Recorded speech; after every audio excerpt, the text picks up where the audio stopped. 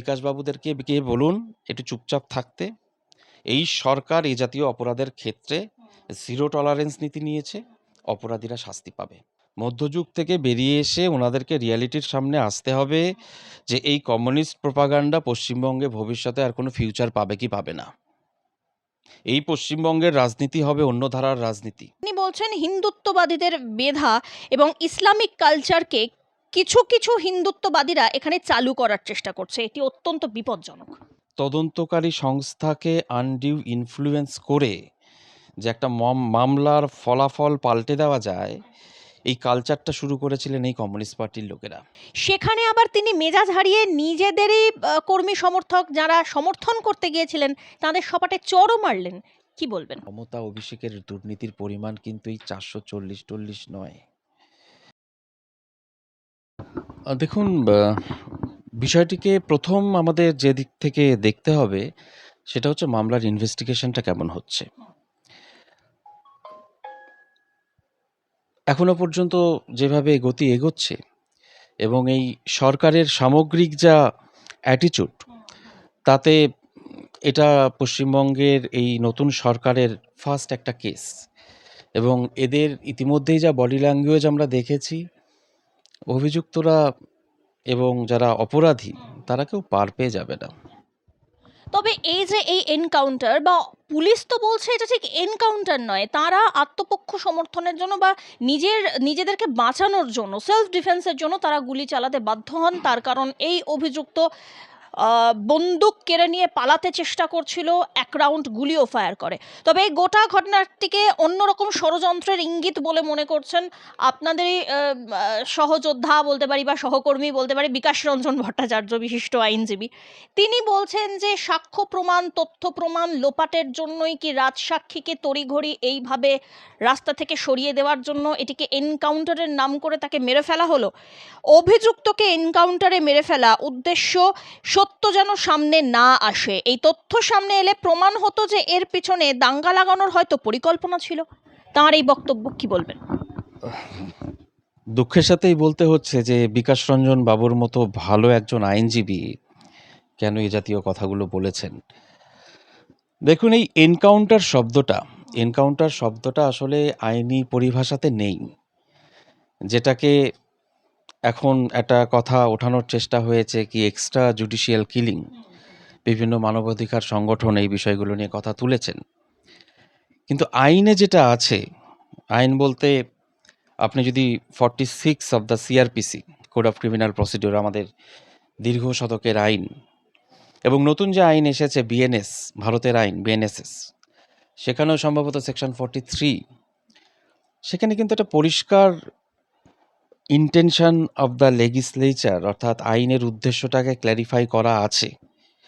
সেখানে বলা আছে যে যদি কোনো অপরাধী যে অপরাধের দায়ে অভিযুক্ত, সেই অপরাধের সাজা যদি মৃত্যুদণ্ড বা ক্যাপিটাল পানিশমেন্ট যেটাকে বলা হয় সেটা না হয়ে থাকে, তাহলে অ্যারেস্ট করার ক্ষেত্রে বা অ্যাকচুয়ালি যতক্ষণ সেই অভিযুক্ত সেই ইনভেস্টিগেটিং অফিসারের কাস্টাডিতে আছে তার প্রতি কেমন বিহেভিয়ার হবে, কোর্টে নিয়ে যাওয়ার সময় তাকে লক আপ পরানো হবে কি হবে না, তাকে জিজ্ঞাসাবাদ কেমনভাবে করা হবে, তাকে নিয়ে স্পটে গিয়ে ইনভেস্টিগেশন কেমনভাবে করা হবে, সেই সময়কার যে কাস্টাডি, সেই কাস্টাডি অবস্থায় যদি কোনো অভিযুক্তর বিরুদ্ধে এমন কোনো অভিযোগ না থাকে যার সাজা মৃত্যুদণ্ড, তাকে মৃত্যুদণ্ড ঘটানো যাবে না। অনেকটা ঘুরিয়ে বলে দেওয়া হলো যে যদি কোনো অভিযুক্ত কোনো হেইনাস অফেন্স, একদম মানবতা বিরোধী কোনো অপরাধ করে, ইমমরাল টার্পিচুডের অপরাধ করে, এবং যেটার প্রাথমিক অবস্থা থেকে বোঝা যাচ্ছে যে এর মৃত্যুদণ্ড হবে, সেই রকম ভয়ানক কোনো আসামি পুলিশের কাস্টাডি থাকাকালীন, পুলিশের কিন্তু আইনি এখতিয়ার আছে যে আইনের পরিধির মধ্যে থেকে তাকে মেরে ফেলা। সেটা আত্মরক্ষার্থে হতে পারে, এবং অ্যারেস্ট করার সেই সেই সেকশনসের মধ্যে ঘুরিয়ে বলা আছে। তো বেআইনি কিছু হচ্ছে না। কিন্তু যদি সেই ব্যক্তির মৃত্যু ঘটানো হয়ে থাকে, সেই মৃত্যুর এনকোয়ারি হচ্ছে কিনা সেটা বিবেচ্য। ম্যাজিস্ট্রেটকে একটা ইনকোয়ারি করে দেখতে হবে। আমি 196 of the BNS, CrPC BNSS আছে 176, সেখানে বলা আছে এ জাতীয় মৃত্যুর ক্ষেত্রে নিয়ারেস্ট যে ম্যাজিস্ট্রেট থাকবে সেটা তদন্ত করবে। তো সেই তদন্তে যদি কোনো রকম অন্যথা না আসে, তাহলে বিকাশবাবুদেরকে গিয়ে বলুন একটু চুপচাপ থাকতে। এই সরকার এই জাতীয় অপরাধের ক্ষেত্রে জিরো টলারেন্স নীতি নিয়েছে, অপরাধীরা শাস্তি পাবে। তবে সেই ক্ষেত্রেই আবার উনিই বলছেন যে এই যে গোটা ঘটনা সেটা কোথাও না কোথাও মধ্যযুগীয় বর্বরতার একটা চিত্র আমাদের সামনে পরিষ্কার করছে। এটা তো দেশটা তো ভারতবর্ষ, এখানে মধ্যযুগীয় যে কালচার তার কি জায়গা আছে বা স্থান আছে? ওনাদেরকে ওই মধ্যযুগ থেকে বেরিয়ে আসতে হবে। মধ্যযুগ থেকে বেরিয়ে এসে ওনাদেরকে রিয়ালিটির সামনে আসতে হবে যে এই কমিউনিস্ট প্রোপাগান্ডা পশ্চিমবঙ্গে ভবিষ্যতে আর কোনো ফিউচার পাবে কি পাবে না। এই পশ্চিমবঙ্গের রাজনীতি হবে অন্য ধারার রাজনীতি। এই যে বর্তমান সরকার এসেছে, তাদের অন্যতম একটা অঙ্গীকার ছিল পশ্চিমবঙ্গে গণতন্ত্র ফিরিয়ে দেবে। সেই গণতন্ত্রের মধ্যে মুক্ত চিন্তার জায়গা থাকবে। সেই গণতন্ত্রের মধ্যে একটা রাজনৈতিক অধ্যায় শুরু হবে, এই প্রজন্ম করবে, যেটা এই ভারতবর্ষের রাজনীতিকে উদাহরণ হিসেবে দেখাবে। এই চিপ পলিটিক্সের দিন শেষ। তার আরও দুটি মন্তব্য আমি এক এক করে আপনার কাছে তুলে ধরার চেষ্টা করব, কারণ এই দুটি মন্তব্য অত্যন্ত গুরুত্বপূর্ণ, অন্তত আজকের দিনে দাঁড়িয়ে। তিনি বলছেন হিন্দুত্ববাদীদের বেধা এবং ইসলামিক কালচারকে কিছু কিছু হিন্দুত্ববাদীরা এখানে চালু করার চেষ্টা করছে, এটি অত্যন্ত বিপজ্জনক। এই হিন্দুত্ববাদী শব্দের আক্ষরিক অর্থে পশ্চিমবঙ্গে কোনো রেলিভেন্স নেই। তার কারণ আপনি যদি রাজনৈতিক প্রেক্ষাপট থেকেও দেখে থাকেন, এই যে রুলিং পার্টি বা এই যে বিজেপি বা এই যে রাষ্ট্রবাদী যাদেরকে বলা হচ্ছে, এরা যে হিন্দুত্বের কথা বলছে তার মধ্যে কোনো বাদ নেই, সেই ইজম নেই। এরা একটা সেন্স, একটা কমন সেন্স, একটা নিজেদেরকে জানার মতো বোধ, এটাকে হিন্দুত্বর জায়গা দিচ্ছে। সো এটা ওদেরকে বুঝতে হবে, ইটস আ ইনক্লুসিভ টার্ম। তিনি আরও বলছেন যে ব্রিটিশদের বিরুদ্ধে লড়াই করে দেশে স্বাধীনতা এনেছেন ভারতীয়রা, প্রকৃতপক্ষে ওই মেয়েদের বিরুদ্ধে অপরাধের শাস্তি তাঁরা চান না যারা এই ধরনের ঘটনা ঘটালেন। তাঁরা মেয়েদের বিরুদ্ধে এই সমস্ত অপরাধটাকে জিয়ে রাখতে চান। কি বলবেন? এই পশ্চিমবঙ্গের প্রশাসনিক ইতিহাসে তদন্তকারী সংস্থাকে আনডিউ ইনফ্লুয়েন্স করে যে একটা মামলার ফলাফল পাল্টে দেওয়া যায়, এই কালচারটা শুরু করেছিলেন এই কমিউনিস্ট পার্টির লোকেরা, যেটা 15 বছরে চূড়ান্ত সীমায় গেছিল। এবং এগুলোকে পাল্টানোর জন্যই একটা সরকার এসেছে। এই সরকারের এটা প্রথম case, and it will be a very good investigation in this case, আমি আপনাকে অ্যাসিওর করতে পারি একজন সাধারণ এই পশ্চিমবঙ্গের নাগরিক হিসেবে। তিনি এছাড়াও বলছেন যে মুখ্যমন্ত্রী তো বলে গেলেন যে 48 ঘন্টার মধ্যে রিপোর্টটা দিতে হবে, কিন্তু রিপোর্টটা দেবে কে?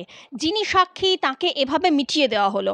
আমার আশঙ্কা ভুলও হতে পারে, উনি কথাও কিন্তু বলছেন। তিনি বলছেন আমার পরামর্শ হাইকোর্টের কোনো অবসরপ্রাপ্ত বিচারপতিকে দিয়ে তদন্ত হওয়া উচিত। তবে বাংলাতে এই যোগী দাওয়াই এটা কার্যত বাস্তবায়ন হওয়ার পরেই এই বিরোধীরা কেন এত তাদের বিরক্তির কারণ হয়ে উঠছে বিষয়টা, চক্ষুশূল কেন? এটার কারণ হচ্ছে এই পশ্চিমবঙ্গে যে রাজনৈতিক প্রেক্ষাপটের যে পরিবর্তনটা হয়েছে, সেটা এখনো একটা শ্রেণী মন থেকে মানতে পারেনি। এখন তাদেরকে এই সরকারকে বিব্রত করার জন্য ইস্যু চাই। কোনো রাজনৈতিক সেই অর্থে বিরোধী কোনো না আছে ইস্যু, না আছে কিছু দল। তো এখন একটা প্রোপাগান্ডা সৃষ্টি করে, একটা বিশৃঙ্খলা সৃষ্টি করে যদি এই পশ্চিমবঙ্গে কিছুটা রাজনীতি করা যায়, সেই চেষ্টা ওনারা করছেন। শূন্য থেকে একটু বা এক থেকে একটু দুসংখ্যায় যাওয়ার জন্য কি এটা মরিয়া চেষ্টা তাঁদের?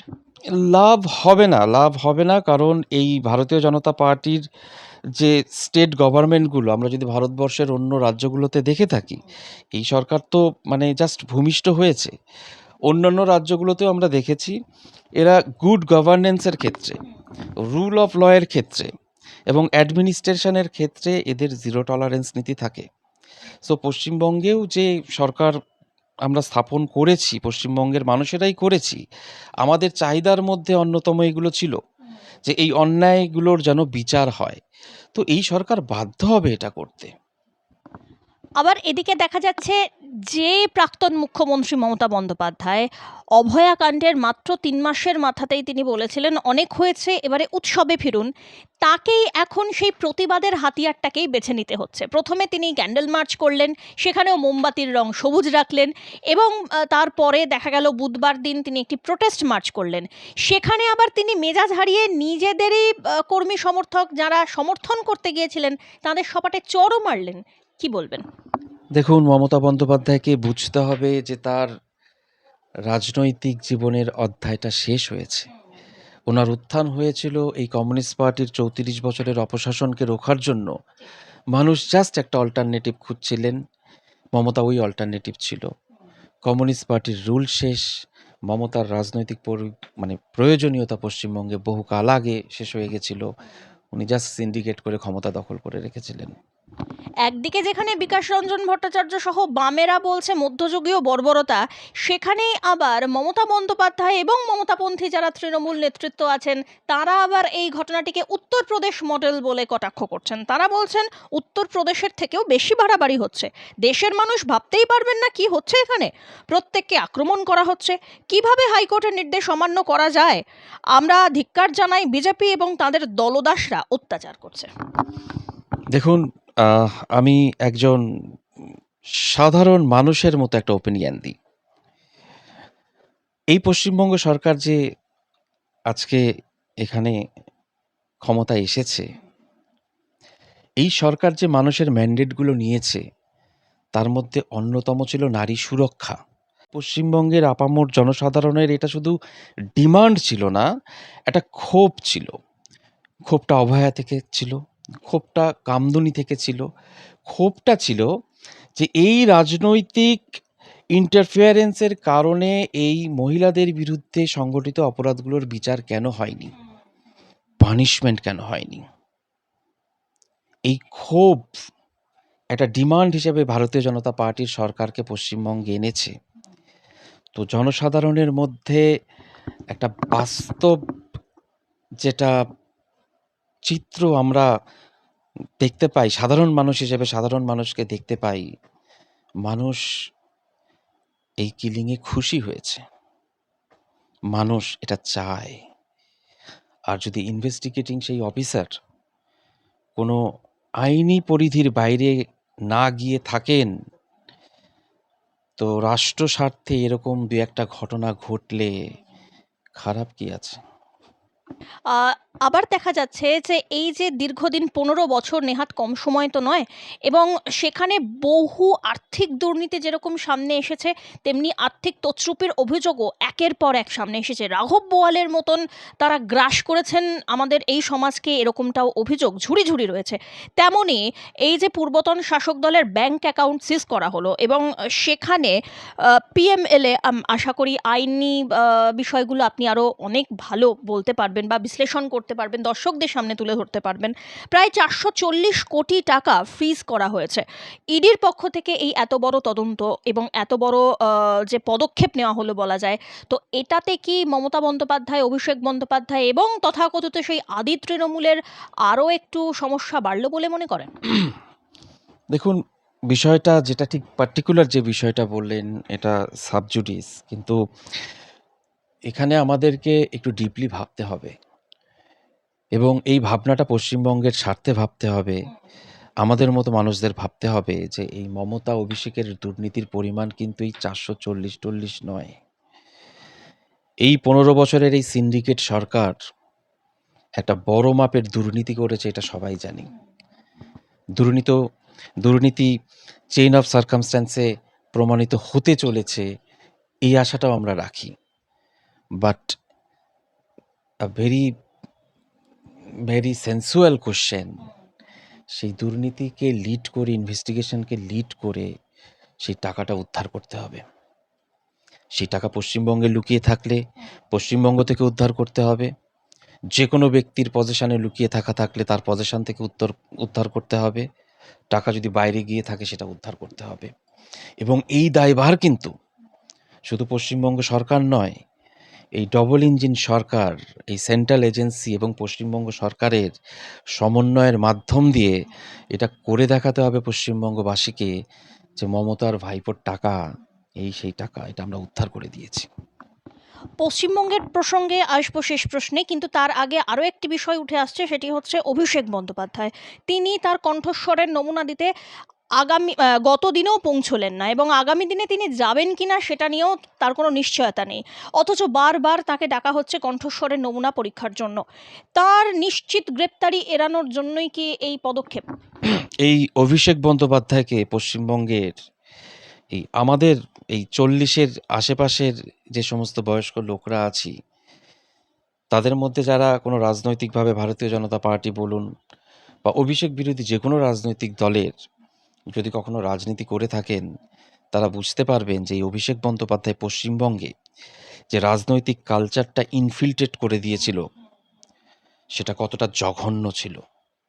কথায় কথায় এই অভিষেক বিজেপির ছোট বড় মাঝারি নেতাদের বাড়ি ঘেরাও করার জন্য উস্কানি দিতেন। আপনি ভাববেন না যে সেই কর্মসূচিগুলোকে মমতা উইথড্র করলেও পাড়ায়, ব্লক লেভেলে, বুথ লেভেলে হেনস্থা হতে হয়নি, এবং যাদেরকে হেনস্থা করা হয়েছে তারা সমাজের সম্মানিত ব্যক্তি। এরা অভিষেক বন্দ্যোপাধ্যায়ের প্রতি এখনো তাদের ক্ষোভ উগরে দিচ্ছে না, এটা অভিষেকের বাপের ভাগ্য। স্যার, শেষ প্রশ্নে আসছি, সেটি হচ্ছে যে খুব সম্প্রতি বিজেপির রাজ্য সভাপতির একটি বক্তব্য বেশ ভাইরাল হয়েছে সোশ্যাল মিডিয়ায়। সেখানে তিনি উল্লেখ করেছেন একদিকে এই বাংলা পশ্চিমবঙ্গ, যেটি শ্যামাপ্রসাদ মুখোপাধ্যায়ের দান বললেই চলা যায়, মানে বলা কোনো দ্বিরুক্তি হবে না, তার কারণ তার জন্যই আজকে পশ্চিমবঙ্গ ভারতের অন্তর্ভুক্তকরণ হয়েছে। শুধুমাত্র তাই নয়, তিনি মোহনদাস করমচাঁদ গান্ধী অর্থাৎ মহাত্মা গান্ধীর কিছু প্রসঙ্গ উল্লেখ করেন, একই সঙ্গে নেতাজি সুভাষচন্দ্র বসুর প্রসঙ্গও কিছুটা উল্লেখ করেন। তো তার এই যে মন্তব্য, সেই মন্তব্য সম্পর্কে আপনি কতটা সহমত পোষণ করেন, এবং আগামী বাংলাকে তার এই মন্তব্যের পরিপ্রেক্ষিতে কিভাবে দেখছেন? দেখুন, মহাত্মা গান্ধী একটা ভারতবর্ষের সিম্বল। পৃথিবীর কাছে মহাত্মা গান্ধী মানে ভারত। মহাত্মা গান্ধী আমাদের মননের একটা শ্রদ্ধার ব্যক্তি। সুভাষচন্দ্র বোস, আমি একজন কায়স্থ ঘরের বাঙালি হিসেবে আমি গর্ববোধ করি যে সুভাষ বসুর মতো বাঙালি স্ট্যামিনাওয়ালা লোকরাই বাংলায় ছিলেন। কিন্তু পশ্চিমবঙ্গের এই 2026 সালের 4ঠা মের পর আমাদেরকে কিছু মেন্টাল ব্যারিয়ার্স ভেঙে ভাবতে শিখতে হবে। শ্যামাপ্রসাদ মুখার্জি একটা কনসেপ্ট, এবং এই 2047 সালে এই রিপাবলিক অফ ইন্ডিয়া যে বিকশিত ভারত নামক যে টার্গেটের দিকে এগিয়ে যাচ্ছে, সেখানে পশ্চিমবঙ্গকে অগ্রণী ভূমিকা নিতে হবে, তবেই সেটা সম্ভব। আর সেই সম্ভাবনাকে যদি পশ্চিমবঙ্গ লিড করতে চায়, তাহলে পশ্চিমবঙ্গের মধ্যে কিছু লুকানো ডিজিজ আছে, কিছু গুপ্ত অসুখ আছে, সেগুলোকে মেরে দিতে হবে।